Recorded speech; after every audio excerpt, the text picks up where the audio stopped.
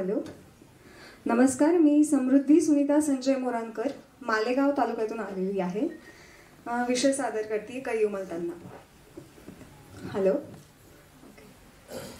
नमस्कार मित्रांनो. निसर्गाची करामत खरंच किती वेगळी असते ना.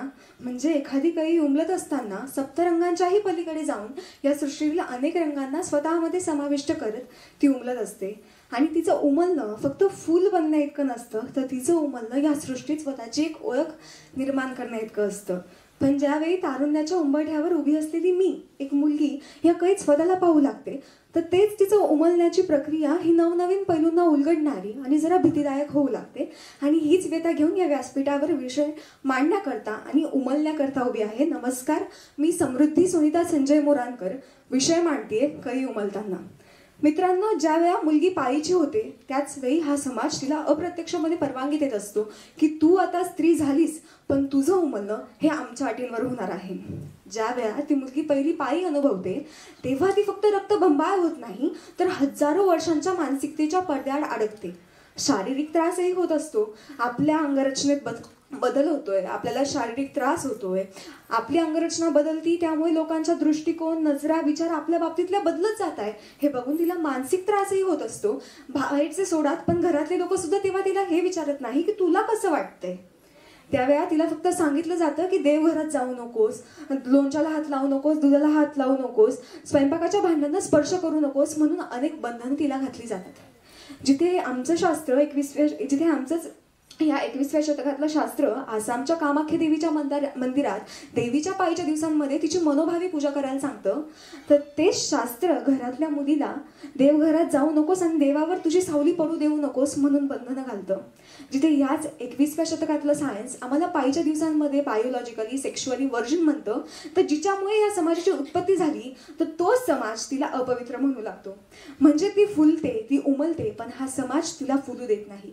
तिच्या उमलण्याच्या प्रक्रियेला लज्जा बनवलं जातं. ती जी पहिली पाळी आहे नैसर्गिक, तिचं रूपांतर अपवित्रेच्या नियमांमध्ये केलं जातं. तारुण्याचा अनुभव घेत ती मुलगी स्त्री तर बनते, पण समाज हा मात्र तिला मर्यादा शिकवू लागतं. 1947ला भारताला स्वातंत्र्य मिळालं, पण स्त्रियांना मात्र त्यांचं विचारांचं, मतांचं, शिक्षणाचं स्वातंत्र्य हे लढवून मिळवावं लागलं. आणि तरीही 1971 नंतर स्त्रियांचं शाळा गाळण्याचं कारण फक्त ती मेन्स्ट्रुएशनची झाली, पाळीची झाली म्हणून होतं.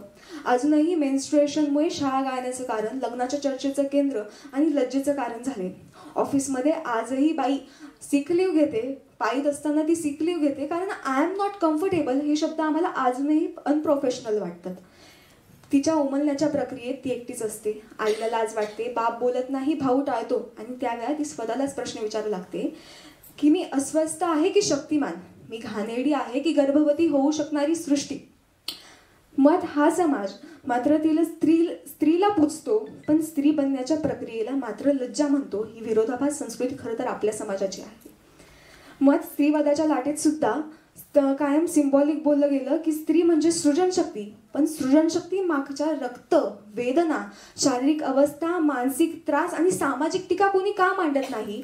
मग विचार करा, जर स्त्रीचं उमलणं, त्या कळीचं उमलणं जर स्वतःला कमी लेखून अपराध गंडाने झालं, तर ती कळी कधी पूर्णपणे उमलू शकेल का.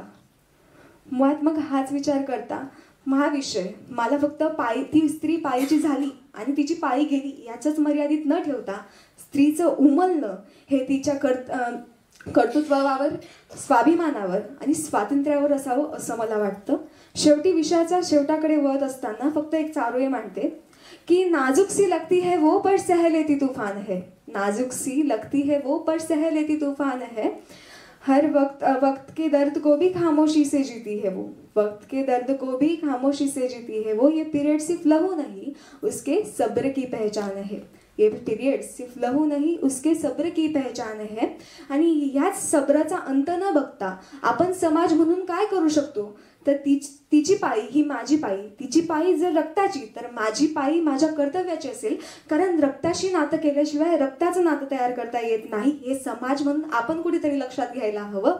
आणि एवढाच माफक आशावाद या व्यासपीठावर व्यक्त करते. मनपूर्वक धन्यवाद.